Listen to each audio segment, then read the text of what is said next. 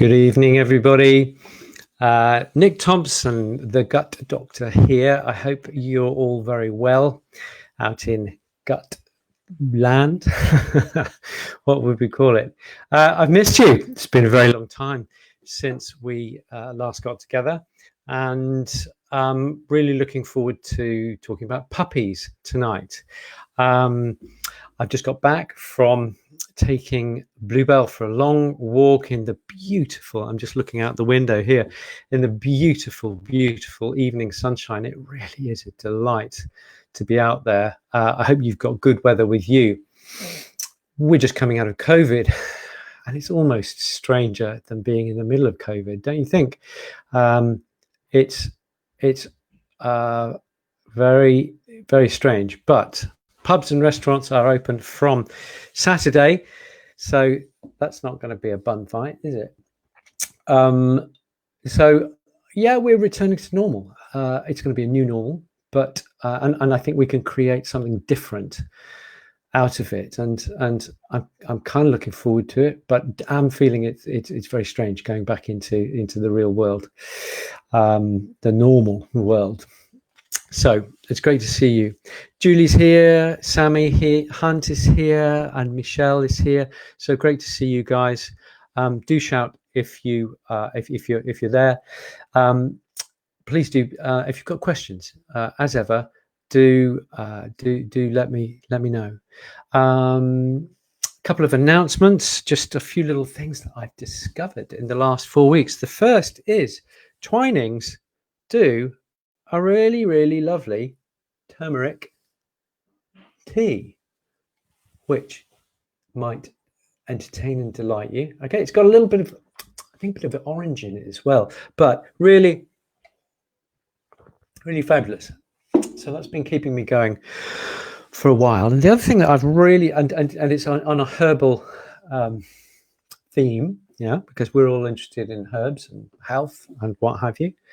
And the other thing is amazing, and you might be shocked at this, but you probably don't if you know me. This is a wonderful thing that I've discovered. For me, not fairly. This is Dr. Hauschka Revitalizing Day Cream. I'm using it as a kind of an aftershave thing in the mornings, and it's absolutely beautiful. It's made of herbs. There's no nasties in it.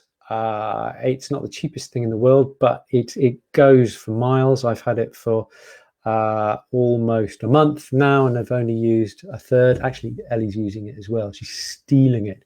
So Dr. Hauschka Revitalizing Day Cream, beautiful. It's quite a big pot. It's about 120. That's 100 milliliters, he says, looking at the pot. So there you go. There's just a couple of little discoveries that I've made since I saw you last. So you get everything here. So today we're going to be talking about puppies and herbs, and I thought I've got a little crib sheet just down here to my left, and I thought let's go through food. Let's have a look at herbs and food, because the first thing you do when your pup comes to you at 7-8 weeks is you've got to feed them.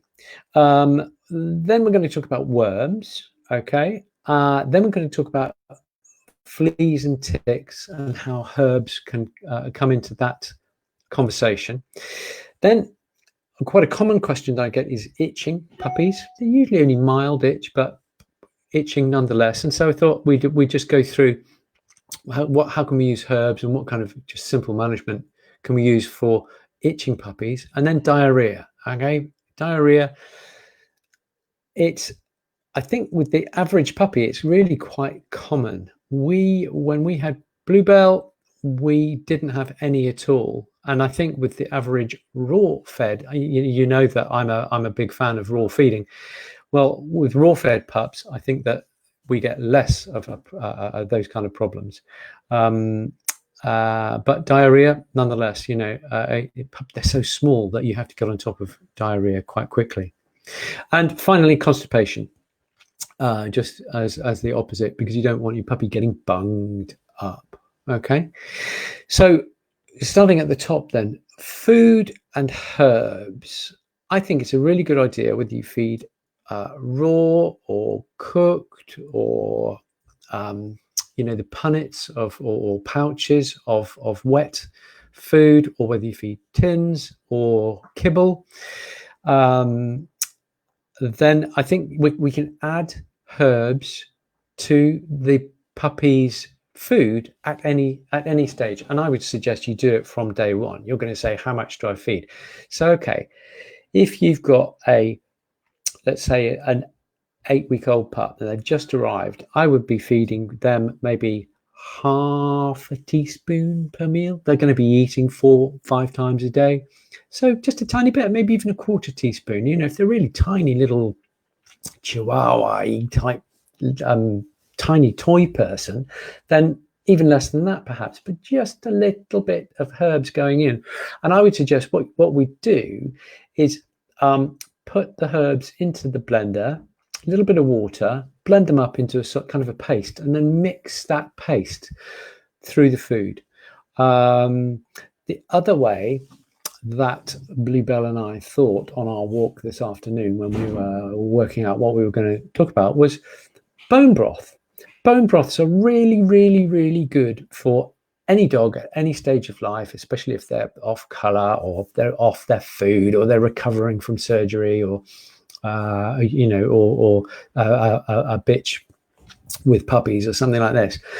Bone broths are fantastic, and we could add that paste of herbs to the bone broth by making the paste and just adding a little bit in and stirring it up, and that almost certainly will go down incredibly well. And I think that's a great idea. So what herbs are we going to look at for the tiny babies? We're going to look at just the simple herbs: parsley, sage, rosemary, thyme, as per the song. Okay, so and there are others, but you understand what I mean. Maybe a little bit of mint, a bit of fennel, something like this. Absolutely fantastic. If you've got a bit of garden, then you can grow these things. If you haven't got a garden, then you can easily get them at the supermarket. They sell everything from basil to coriander to all these things, and you can use all of these things with puppies. The only proviso would be rosemary. If the puppy, when they're older, develops epilepsy, then you just have to hold back a little bit on rosemary because it's quite a stimulating herb. And just a variety of these herbs would be a good idea. So for a tiny little puppy, 8 weeks old, quarter teaspoon of the paste, or a quarter teaspoon into a little bit of bone broth. And as the puppy gets bigger, you can increase that. You can do no harm by feeding herbs to puppies in that way, simple common garden herbs in that way. So that's food and bone broth. Okay, I would really strongly urge you to have a look at raw food feeding, or at a push cooked food feeding. There are a number of companies about, and have a look, have a chat with the raw or the cooked natural food companies, and they'd be very, very happy to help you, I'm sure. I think it makes a big difference, and makes for a very healthy puppy. And my experience, and the experience of many of the vets in the Raw Feeding Veterinary Society, is that we get less problems with these puppies who are transitioned onto more natural ways of feeding, as you'd expect. But that is our experience with these things. So that's puppies and food and herbs, very, very briefly, so that we can get through everything appropriately. I will. Oh, you can't hear me. Oh. So some people can't hear me, some people can. So it sounds like you can hear me. So I'm going to press on. Please do shout, or Caroline. I will keep an eye on I've got my mobile here. I'll keep an eye on it, but I think we're okay. So Patricia, I think it might be your end. So I hope that you get that working. Where were we? Worms. Now, there are a number of companies who do herbal products promoting gut hygiene.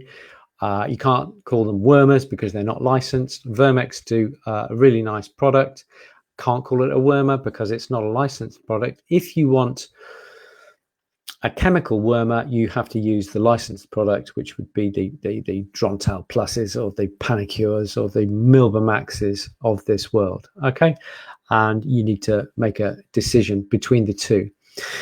My strong recommendation would be to try to use a minimum of the pharmaceutical products with the puppies up until 6 months or even beyond. What I tend to recommend is that people send off frequent, maybe every month, a worm poo sample to somebody like wormcount.com, and the other company is called, I think it's called FECPAC, FECPAC. Got to be careful how you say that. FECPAC. But the other one is wormcount.com. That's easy to remember, and they will tell you whether puppy has got worms or not. Okay, so keep a close eye using worm counts, and I think it's totally legitimate to use these herbal products. And in all truth, most pharmaceutical wormers don't cause a lot of problems. Some of them do in certain individuals, but usually they're not bad. They're fairly benign chemicals. However, why use a chemical when you don't need to? And when you get to adulthood with your puppy, which is, you know, essentially anything over about 6 months old, then I do recommend that you worm count and you avoid the wormer where at all possible. Worm count, I don't know about FECPAC, but worm count do test for lungworm, which seems to be the major worry, rightly so. Don't worry too much about fox lungworm. It doesn't cause half the problems, or even a hundredth of the problems of the Angiostrongylus worm. But fox lungworm, your vet can get on top of that very easily with something like Panicure. If the fox lungworm is actually causing your dog to cough, then it means it's reached the trachea. It's not going to go any further than that, and it doesn't really cause a problem in dogs, which is why we don't get too worried about it. But if it's in the trachea here, then products like Verm-X won't penetrate to that level. There will be activity in the gut, which is where, you know, you put the treat or the liquid into the gut, and that's where it has its activity. So any worms that have a significant part of their life cycle in the gut, then there will be activity at that level. So there you go. That's food done. Worms and a little overview. I'm just going to have a look at questions just to see whether there's any questions about what. So Philippa Murphy, who's a staunch supporter. Great stuff, Philippa. Well done, you. She says, what's the earliest stage you can feed herbs to a puppy? Well, you can start feeding them, kind of creep feeding them food from about 3 weeks. So with a tiny bit of herbs, I don't see why you wouldn't be putting a little bit of herb in with the food that you're feeding. Hopefully you're feeding a raw food diet. You're just putting it on a saucer so that the pups can just mouth it and just kind of get used to it, and then mum polishes off whatever's left. So from about 3 weeks, really. It's easy. Okay, so everybody, thank you, Nikki, thank you, Judy, for saying you can hear me. It's very reassuring. wouldn't be very good. And Patricia's back with us. Great. Thanks, guys. I really appreciate that. Michael K. Bennett says, finally, I've caught a live of yours. I usually miss them. Well, Michael, it's lovely to see you. Great to see you.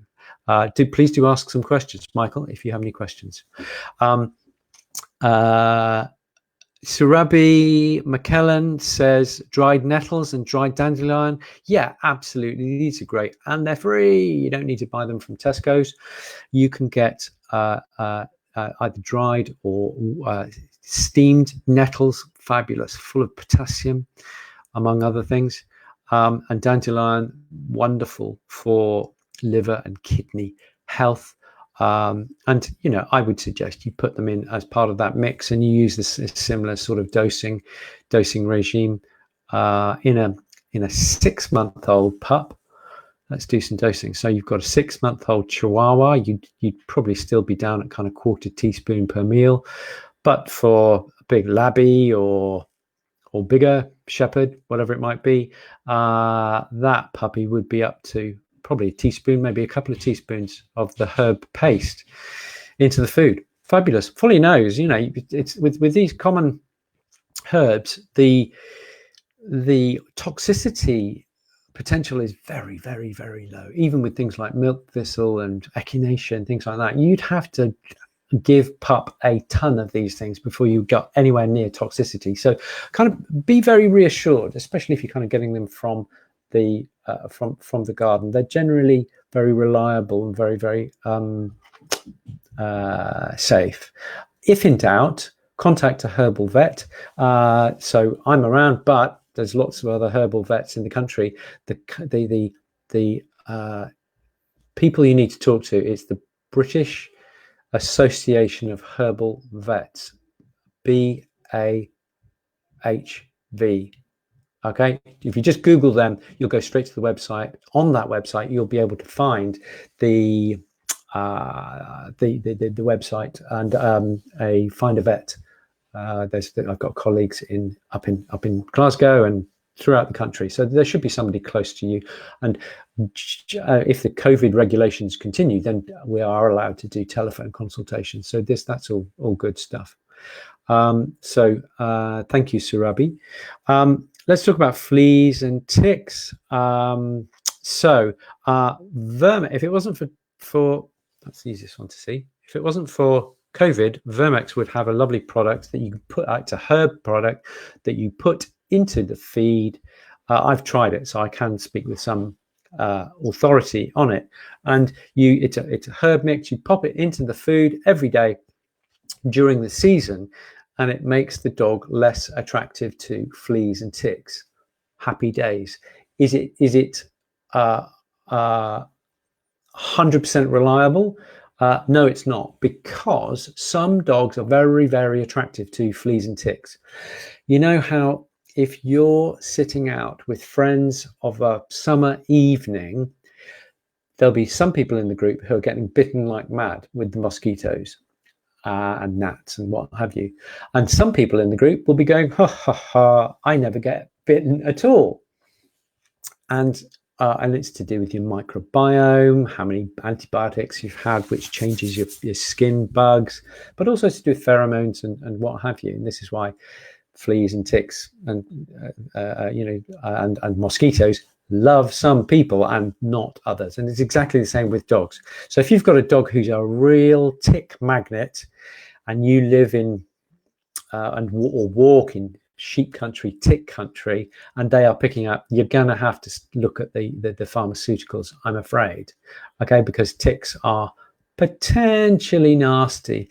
FIFA, my daughter, was bitten on her had a tick on her face here, and within a few days she developed the lesion. And so for the first time in 6.5 years in her life, she is on a course of antibiotics, which grieves me immensely. But the thought of her getting Lyme's disease is worse than a 3-week, can you believe it, 3-week course of antibiotics. So nightmare scenario, but you always have to choose the least worst option in medicine, a bit like politics, if you like. Okay, so fleas and ticks. So herbs in the food make you less attractive. Other foods that you can use would be garlic, brewer's yeast, and ginger. If you can make a combination of those. So for a 6-month-old puppy, so small puppy, you would be looking at about a 1/4 teaspoon of ginger, a 1/4 teaspoon of crushed garlic, and about a 1/2 teaspoon of the brewer's yeast. And the side effect of these things is great health. Okay, but also you will be slightly less attractive to fleas and ticks. It's kind of a homemade preparation. You can do the same thing for dogs. So if you've got a big Labrador puppy, say, you would be up to kind of a half and one per day. So half of the if they'll tolerate half a teaspoon of ginger. Some dogs really don't like it. You have to go lower. Half of the brewer's yeast and half about half a teaspoon, maybe a quarter teaspoon of garlic. For an adult Labrador, and that's my standard kind of 30-kilo dog, I would give a maximum of 1 clove of garlic per day. Okay, because garlic contains elements that if you give over a large amount in one go or over a long period can cause a thing called Heinz body anemia, which is an anemia which is totally reversible when you remove the garlic. In 28 years, never ever seen it, but it doesn't mean it doesn't exist. So you can't use tons and tons of garlic with your puppy or with your dog. Okay, so that's fleas and ticks. There are topical preparations, and I had a pot of the Dermadog insect defense spray in here. I have to tell you about it because my wife makes it, and it's great. It's really, really good. Again, it's if you want 100% protection, you're going to have to talk to the vet about a pharmaceutical, and you're going to have to take responsibility for the very negative ecological impact that those products will have, whether they're a tablet or a drop-on or a spray or what have you. They will leach into these are the topical flea and tick products. They will leach into the environment. You can use Seresto collars as well, but again, there will be a leaching into the environment of pesticide, and goodness knows the bees numbers are dropping precipitously, and midges and what have you, they're all dropping very quickly, and so we need to look after our insect life, because no insects, no nature, essentially. They really are that important. So let's just have a little look at our questions, make sure that I'm keeping up with everybody. People are giving recommendations for herb vets. That's fabulous. Let's have a look. Catherine Edwards rightly says letting your dog self-medicate from an early age is amazing. That's great. Yeah, if your dog likes to graze a little bit of dandelion or nettle, well, nettle they're probably not going to go for, but a bit of dandelion leaf from an early age is really, really good. Let's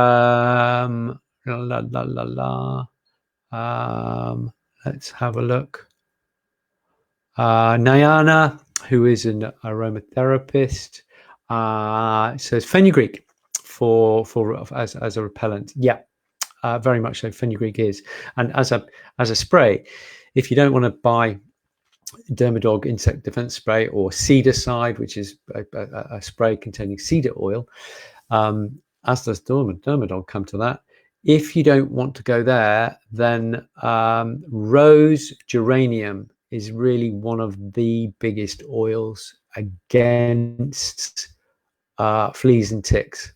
It's not impenetrable. You need pharmaceuticals if it is. I'll keep on saying this because it is really quite an important thing. And if you get into a nightmare scenario with fleas and ticks, you do need to see the vet. And to be honest, with all of these things, if you're having problems that you can't get on top of rapidly with the puppy, you do need to get your vet involved. Or you can go and see your herbal vet or your holistic vet or whoever it might be.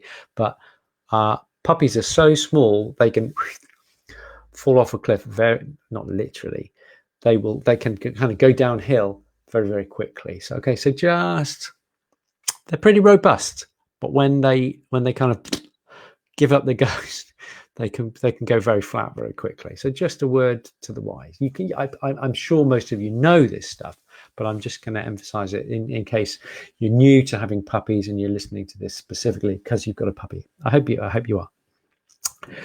Okay, so let's have a look. Itching. So itching. What herbs can we use if our dog is itching? So Puppies quite often itch, and one of the arguments for their itching, and it's not allergies at that kind of age usually. Okay, I have seen dogs who've itched from 8 weeks right through till they're 3 years. They're presented at 3 years old, but that's quite rare. So if you've got a puppy who's a little bit itchy, it might be that they're not used to their collar. Okay, that's the first thing. If they've just had their jabs and things, they can scratch at their neck. The other thing, they can get a little bit of kind of in babies, you get cradle cap, which is kind of just slightly scurfy skin, and that can be a little bit itchy. And just a good shampoo, for example, Dermadog, to just rinse gently all the scurf away. If they've got fleas, obviously you need to deal with that. But in terms of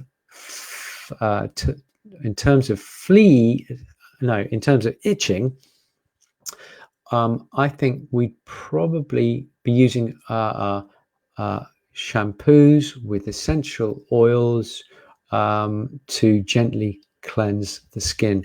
Some of the oils that are in the Dermadog preparations are things like lemongrass, rose geranium, eucalyptus, and these essential oils. I can't remember them, is the honest answer. I should have prepped for that. So for me, an itching puppy is usually they're just getting used to the environment. They may just have a little bit of scurf, something like that. It's usually not a big deal. Make sure of the fleas. And it's likely not to be allergy. When they're older and their immune system is going a bit haywire, that's when the allergies and the hypersensitivities can come along.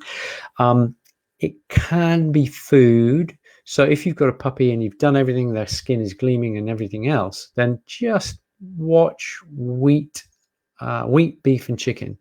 Okay, you shouldn't be feeding puppy or any dog wheat ever.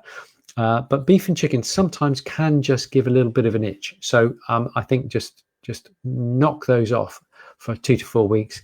You know, you can feed lamb, you can feed turkey, you can feed venison, you can feed rabbit, you can feed so many other things. That would be worth doing because you've got to feed them anyway. And obviously, if the pup is in distress, then just nip along to the vets and just have a chat with them.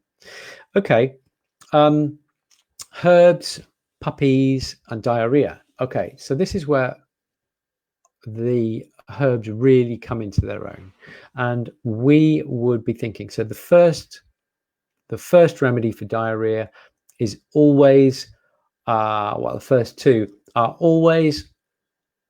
I'll let you fill in the blank. Yes, chamomile, slippery elm. Never be without chamomile and slippery elm herb. You can keep it dry in the cupboard, both of them dry, and you can just dose with those herbs.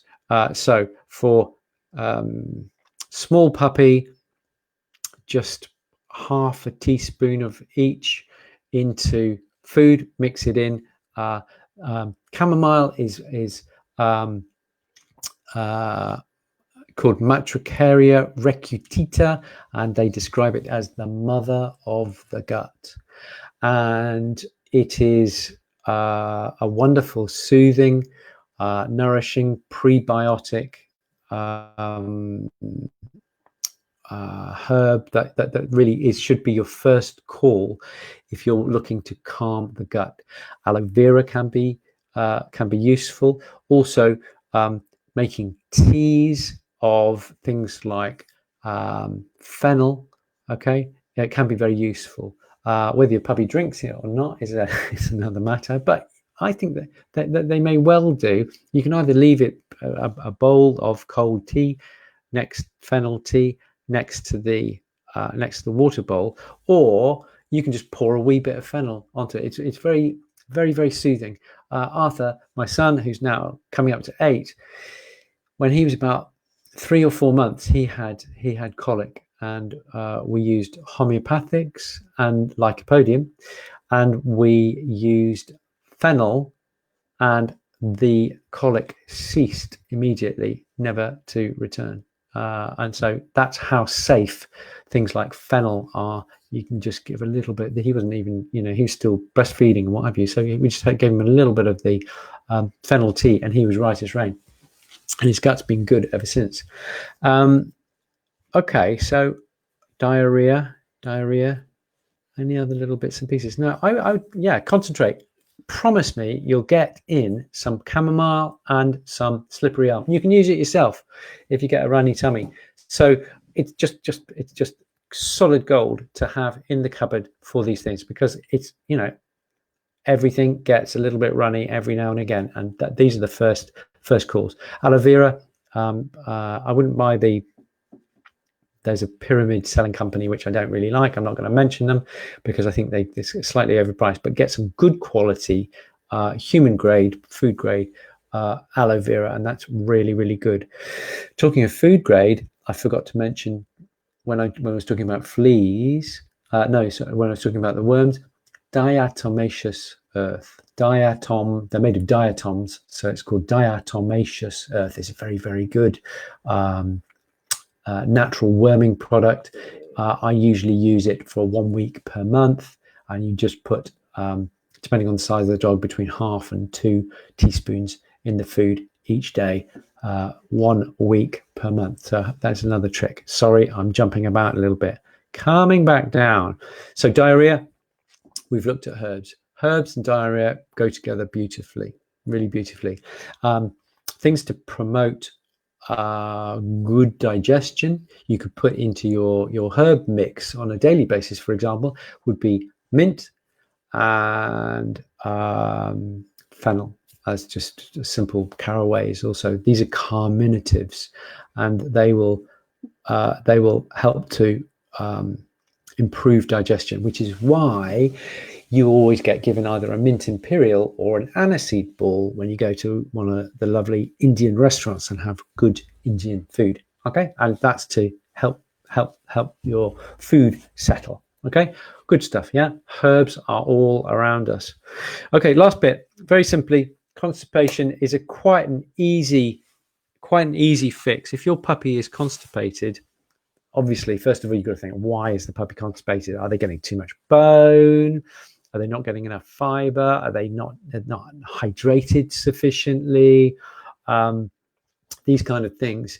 If your puppy stops pooing for any more than about 24 hours, I think getting them to the vet is a good idea. But if they're just, they're pooing, but they're kind of struggling a little bit, then the key herb, and it's a wonderful thing. Again, always have this herb in. It's called psyllium, Psyllium, and it's from Plantago, and it's the seeds. They take the husk from the seeds, and what it does is it absorbs moisture very, very readily within the gut and forms a kind of a slippery, like wallpaper paste. Or, remember that school, that for the older people like me, at school they used to make up paste. When you stick things in your exercise book, you put the paste in and a bit of water and you mix it up. It's probably already made these days, but it turns into that kind of paste. It's kind of, but it's not sticky. It's lubricating because it's got a lot of mucilage in it. It also has a prebiotic effect, as does our friend slippery elm. Slippery elm can be useful for diarrhea, for constipation, but really for me, slippery elm would be what we use with diarrhea, and psyllium husk, Psyllium husk. It really is a fantastic thing for constipation and for people. Okay, your top tip. You hear it all here. Okay, Philippa Murphy says, can you grow slippery elm? I think it's fairly tropical. It comes from the bark. It's called Ulmus rubra meaning red, and it's the kind of pinky inner bark of, I think, a kind of subtropical tree. So if you can grow subtropical trees, Philippa, yes, go for it. But it's going to be 20 years before you get any bark off it. So I'm not sure if that's a great idea. The other one is marshmallow for constipation. Marshmallow herb you give by mouth, and it forms a lovely mucilage which helps things to flow through. I'm just going to have a look at our questions. Marshmallow roots, Patricia. Yes, exactly right. Slippery elm is endangered. Yes, so you always need to get it from sustainable sources, and marshmallow is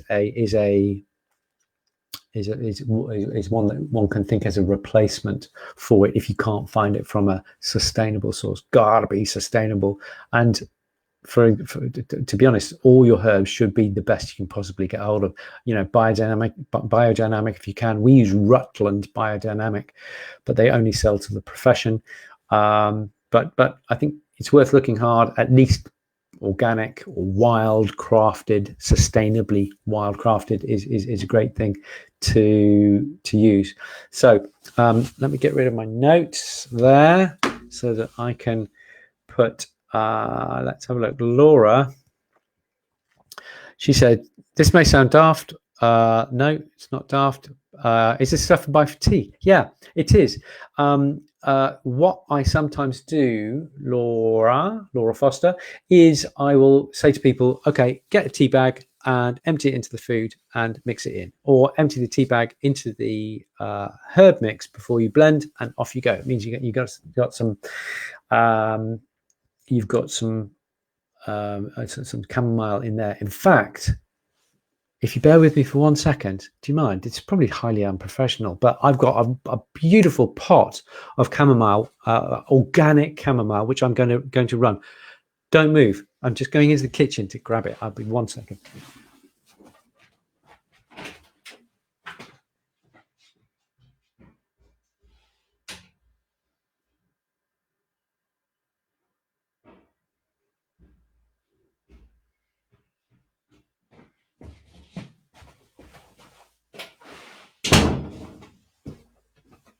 Here we go.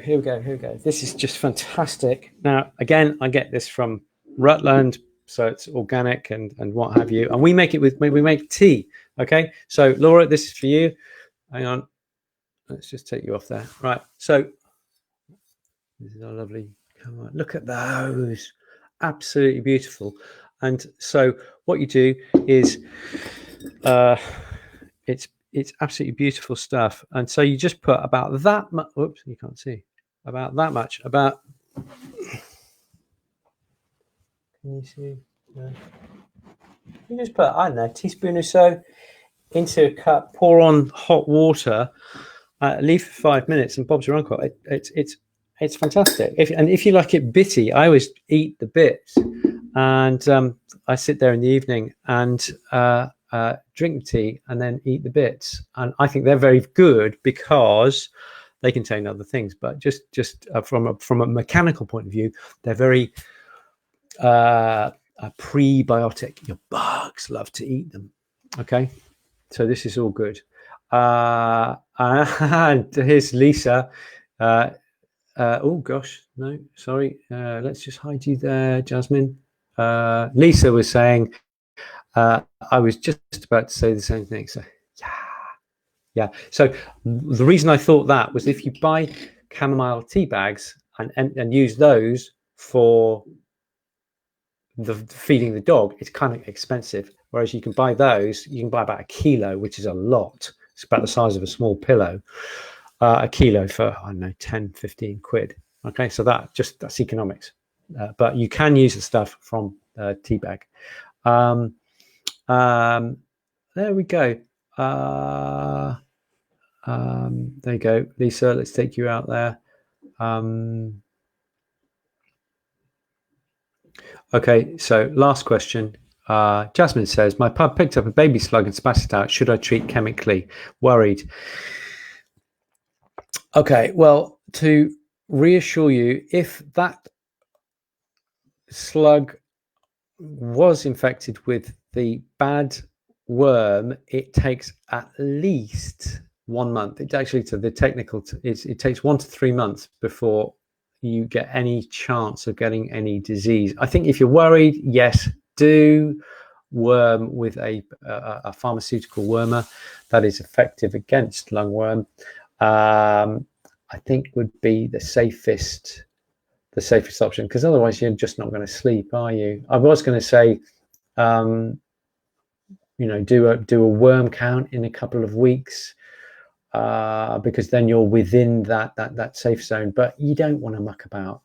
But to be honest, I've never heard of a puppy, really young puppy, coming down with angiostrongylus lungworm. That's the bad one. Never heard of puppies getting fox lungworm. Usually they don't get them until about, I don't know, 6 months plus. Okay, so there we go. Guys, that was really nice. It's lovely to be back. We will be here again in a month's time. Check out the Verm-X website for the topic next. I should know it off the top of my head. I could go and grab it. I wonder if anybody can look. Patricia, grapeseed extract. Yes, yeah, fine, good. I use it. It's good. Okay, so 4 weeks we'll be back, and we're going to be talking again. Watch the Verm-X website. Even if you just have a glimpse now, you'll see it. There's a lovely poster that Caroline did with the next couple of gut doctor programs on. I'm waffling now. I could talk about this stuff all night. I'd love to, but I'm going to go get some dinner and just enjoy the last of the sunshine. Can't believe it's 20 to 9 and it's still beautiful sunshine. Guys, enjoy your puppies. Everybody's getting puppies at the moment. Enjoy your puppies, feed them well, use plenty of herbs, enjoy them. That's the main thing. Enjoy them. Don't panic too much. They're tougher than you think. If you're worried, off to the vets. I'm going to say good night. Look after yourselves. See you in 4 weeks' time. I really look forward to that, and we'll go from there. And I'm over time. I apologize, but it's been good talking to you. Thank you very much. Take care. Bye-bye.